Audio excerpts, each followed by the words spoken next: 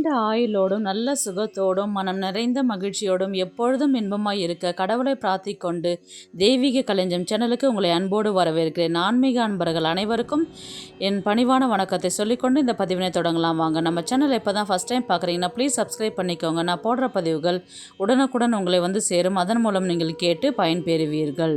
இன்றைக்கி நம்ம எதை பற்றி தெரிஞ்சுக்க போகிறோன்றது பார்த்தீங்கன்னா, புரட்டாசி சனிக்கிழமையில் எப்படி தள்ளிகை போடுறது, நம்ம விரதம் இருந்து பூஜை செய்யறதுக்கான பலன்கள், செய்ய வேண்டியவை செய்யக்கூடாதவை, வழிபடும் முறை, அதை பற்றி முழுசாக தெரிஞ்சுக்கலாம். வாங்க வீடியோக்குள்ளே போகலாம். அதில் சனிக்கிழமை வழிபாடு, மகாலய பட்ச வழிபாடு, நவராத்திரி வழிபாடு ஆகியவற்றை முறையாக செய்வதால் தெய்வத்தின் அருளும் முன்னோர்களின் ஆசிகளும் கிடைக்கும்.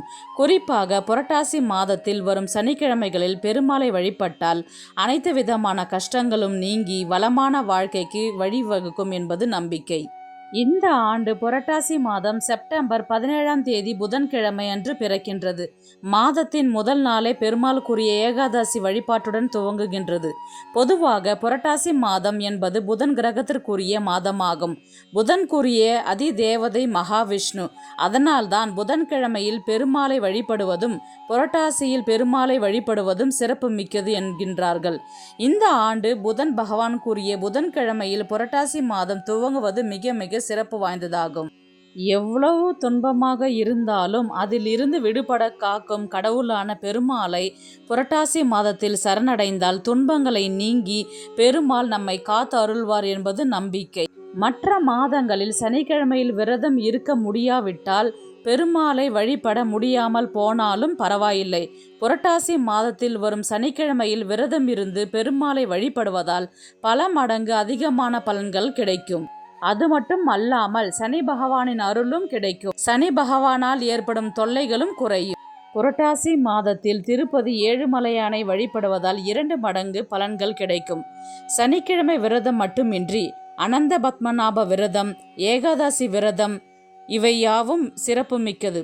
அது மட்டும் இல்லாமல் ஆண்டு புரட்டாசியின் முதல் நாளிலே ஏகாதசி விரதம் அமைந்திருப்பது மிகவும் விசேஷமானது.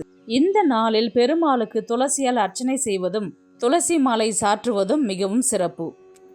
இந்த வருடம் புரட்டாசி மாதத்தில் முதல் சனிக்கிழமையில் சிவராத்திரியும், 3வது சனிக்கிழமையில் பிரதோஷமும், 5வது சனிக்கிழமையில் பிரதோஷம் அமைந்திருப்பது இன்னும் கூடுதல் சிறப்பு வாய்ந்தது. இதனால் விஷ்ணு பகவானும் சிவபெருமானுடைய ஆசி பரிபூர்ணமாக நமக்கு கிடைக்கும். சனிக்கிழமைகளில் காகத்திற்கு எள்ளும் வெல்லமும் கலந்த சாதம் வைத்தால் சனி பகவானால் ஏற்படும் சங்கடங்கள் நீங்கும். புரட்டாசி கதை தோன்றிய வரலாறு பார்க்கலாம். புண்ணிய நகரமான திருப்பதியில் வெகு காலத்திற்கு முன்பு பீமன் என்ற குயவன் வாழ்ந்து வந்தான். அவர் விஷ்ணுவின் தீவிர பக்தர். அவர் வெங்கடாச்சலபதிக்கு சனிக்கிழமை தோறும் விரதம் அனுஷ்டிப்பதாக சபதம் எடுத்தார். துரதிர்ஷ்டவசமாக கடவுளின் தரிசனத்தை பெற கோவிலுக்கு செல்ல அவரது கடமைகள் அவருக்கு நேரம் கொடுக்கவில்லை. இறைவனை தான் இருக்கும் இடத்திற்கு கொண்டு வர முடிவு செய்து களிமண்ணால் இறைவன் சிலையை செய்தார். இறைவனுக்கு சாற்ற பூக்கள் வாங்க முடியாத அளவுக்கு அவன் ஏழையாக இருந்தான். மாறாக சிலை செய்த பிறகு எஞ்சியிருந்த களிமண்ணால் பூக்களை உருவாக்கி களிமண்ணின் சிலைக்கு மாலையாக தொங்கவிட்டார். அவரால் இனிப்பு மற்றும் பிற பிரசாதங்களை கடவுளுக்கு வழங்க முடியவில்லை. தான் சாப்பிட்ட தயிர் சாதத்தை மட்டுமே விஷ்ணுவுக்கு பகிர்ந்து கொடுக்க அவனால் முடிந்தது. மறுபுறம் தொண்டைமான் என்னும் அரசன் பக்தி கொண்ட வைணவன். அவர் ஒவ்வொரு சனிக்கிழமையும் கோவிலுக்கு சென்று தெய்வத்தை தங்க சங்கிலியால் அலங்கரித்தார். ஆனால் அடுத்த சனிக்கிழமை வரும்போது சிலையின் மீது களிமண்ணால் ஆன மாலைகளை கண்டார். தனது மாலையை பூசாரிகள் திருடுகின்றார்களோ என அவருக்கு சந்தேகம் வந்தது. அந்த சமயத்தில் விஷ்ணு அவருக்கு கனவில் தோன்றிய குயவரை பற்றி கூறினார். அதன் விளைவாக மன்னன் தொண்டைமான் அந்த குயவரை தேடிச் சென்று அவருக்கு நிதி உதவி வழங்கினார். ஆனால் பீமன் அதையெல்லாம் மறுத்து இறைவனை வழிபடுவதில் பக்தியுடன் இருந்தான். மன்னன் அவனுடைய பக்தியால் மிகவும் ஈர்க்கப்பட்டான். அன்றிலிருந்து புரட்டாசியில் கடவுளுக்கு பிரசாதம் ஒரு மண்பானையில் செய்யப்பட்டது. பிரம்மாண்டமான விருந்து தயாரித்து விஷ்ணுவுக்கு அளிக்கப்பட்டாலும் பக்தர்கள் எப்பொழுதும் பிரசாதத்தில் ஒரு மண்பானை தயிர் சாதத்தை வைத்திருப்பார்கள். இந்த கதையின் மூலம் புரட்டாசியின் ஒவ்வொரு சனிக்கிழமையும் விரதம் இருப்பதன் மூலம் நம்ம வீடு மற்றும் குடும்பம் சிறந்து விளங்க விஷ்ணுவின் ஆசீர்வாதத்தை பெறுவோம். புரட்டாசி சனிக்கிழமையில் விரதம் இருப்பதன் மூலம் ஒரு ஆண்டு முழுவதும் விரதம் இருந்த பலன்களை அளிக்கும் என்பது ஐதீகம். அந்த அளவிற்கு சக்தி வாய்ந்தது புரட்டாசி விரதம். புரட்டாசி மாதம் என்னைக்கு ஆரம்பிக்குதுன்றது பார்த்தீங்கன்னா செப்டம்பர் 17ஆம் தேதி புதன்கிழமை அன்று ஆரம்பிக்கின்றது. முடியும் நாள் பார்த்தீங்கன்னா அக்டோபர் 17ஆம் தேதி வெள்ளிக்கிழமை அன்று முடிகின்றது. சனிக்கிழமைகளில் தளிகை போடுபவர்கள் காலை 11 மணிலிருந்து 1 மணிக்குள்ளார நீங்கள் தளிகை போட ஆரம்பிச்சிடலாம். யமகண்ட நேரத்தையும் ராகுகாலத்தையும் தவிர்க்க வேண்டும். புரட்டாசி அன்று விரதம் இருந்தால் கிடைக்கக்கூடிய பலன்கள் பார்த்தீங்கன்னா வாழ்க்கையில் பட்ட கஷ்டம் விலகும், யம பயம் நீங்கி நல்வாழ்க்கை பெறலாம், அன்னதானம் செய்வதால் பெருமாளின் அருள் கிடைக்கும், சனிக்கிழமையில் பெருமாளை தரிசித்தால் சனியின் கெடுபிடியிலிருந்து விடுபடலாம். புரட்டாசி மாதத்தில்தான் சனி பகவான் பிறந்தார். எனவே இந்த நாளில் விரதம் இருந்தால் சனியின் பார்வை பலவீனமாகும். புரட்டாசி மாதத்தில் என்ன செய்யலாம் என்ன செய்யக்கூடாதுன்றது பார்க்கலாம். முதலில் என்ன செய்யலாம் என்று பார்க்கலாம். புரட்டாசி மாதத்தில் முன்னோர்களுக்கு வழிபாடு செய்யலாம், வளைகாப்பு செய்யலாம். ஒற்றைப்படை மாதமாக இருந்தால் வளைகாப்பு செய்யலாம். நவராத்திரி பண்டிகைகள் கொண்டாடலாம். புரட்டாசி மாதத்தில் 60வது கல்யாணம் 80வது கல்யாணம் விழாவை நடத்தலாம். புதிய தொழில் தொடங்கலாம். புதியதாக பள்ளிக்கூடத்தில் பிள்ளைகளை சேர்க்கலாம். என்ன செய்யக்கூடாது என்று பார்க்கலாம். சுப நிகழ்ச்சிகள் செய்யக்கூடாது, வீடு கட்டுவது கூடாது, வாஸ்து பூஜை செய்யக்கூடாது, கிரக பிரவேசம் செய்யக்கூடாது. வாஸ்து பகவான் உறங்கி கொண்டிருப்பார். அதனால் இந்த சுப நிகழ்ச்சிகள் செய்யக்கூடாது.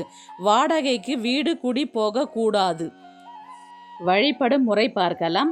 புண்ணியம் தரும் புரட்டாசி சனிக்கிழமைகளில் அதிகாலையில் எழுந்து குளித்துவிட்டு பூஜை அறையில் சுத்தம் செய்து புதிய மலர்களை சாற்ற வேண்டும். ஒரு சிலர் வெள்ளிக்கிழமையே பூஜை செய்து இருப்பார்கள். சனிக்கிழமையில் புதிதாக பூக்களை மற்றும் மாற்றினால் போதும். பஞ்சபாத்திரத்தில் புதிய நீரை பிடித்து வைப்பது மிகவும் சிறப்பு. பெருமாள் படத்திற்கு துளசி மாலை அணிவிக்கலாம். சிலை வைத்து இருந்தால் அபிஷேகம் செய்யலாம். பால், தேன், தண்ணீர், இளநீர் கொண்டு அபிஷேகம் செய்யலாம். துளசி மாலை, வாசனை மலர்களை சாற்றி பிறகு தீபதூப ஆராதனைகள் செய்ய வேண்டும். தளிகை போட ராகு காலம் யமகண்ட நேரத்தை தவிர்த்துவிட்டு தளிகை போட ஆரம்பிக்கலாம். அன்று விஷ்ணு சகஸ்கர நாமம் படிக்கலாம் அல்லது கேட்கவும் செய்யலாம். பானகம் நீரில் துளசி இலையை போட வேண்டும். மாவிளக்கு தீபம் ஏற்ற வேண்டும். 7 விதமான நெய்வேத்தியங்கள் செய்ய வேண்டும். அதிலும் அவரவர் குடும்ப வழக்கம் போல் செய்து படைக்கலாம். 7 விளக்கில் நெய் தீபம் ஏற்றலாம். அது மிகவும் விசேஷம். 7 மலைகளுக்கு நடுவே அமர்ந்திருப்பவர் ஏழுமலையான். அதனால் 7 தீபம் ஏற்றி வழிபாடு செய்யலாம்.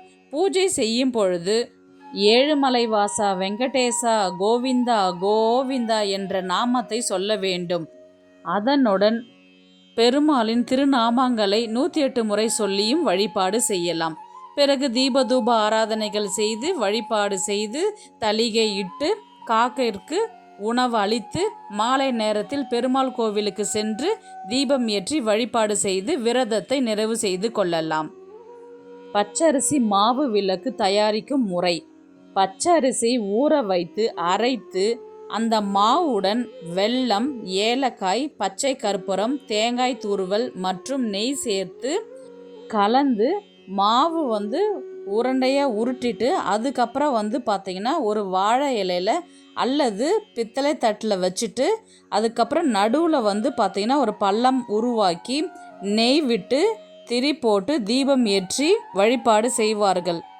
விளக்கு குளிர்வித்த பின் திரியை எடுத்துட்டு அந்த மாவு விளக்கு பிரசாதமாக உண்டு மகிழ்வார்கள். எனவே நாமும் புரட்டாசி சனிக்கிழமையில் விரதம் இருந்து பெருமாளின் ஆசையை முழுவதுமாக பெறுவோமாக. இந்த வீடியோ உங்களுக்கு பிடிச்சிருக்குன்னு நினைக்கிறேன். இது போன்ற ஆன்மீக தகவல்களுக்கு நம்முடைய தெய்வீக களஞ்சியம் சேனலை சப்ஸ்கிரைப் பண்ணிக்கோங்க. நெக்ஸ்ட் ஒரு நல்ல பதிவில் சந்திக்கலாம். உங்களிடமிருந்து விடைபெறுவது உங்கள் புனிதவதி.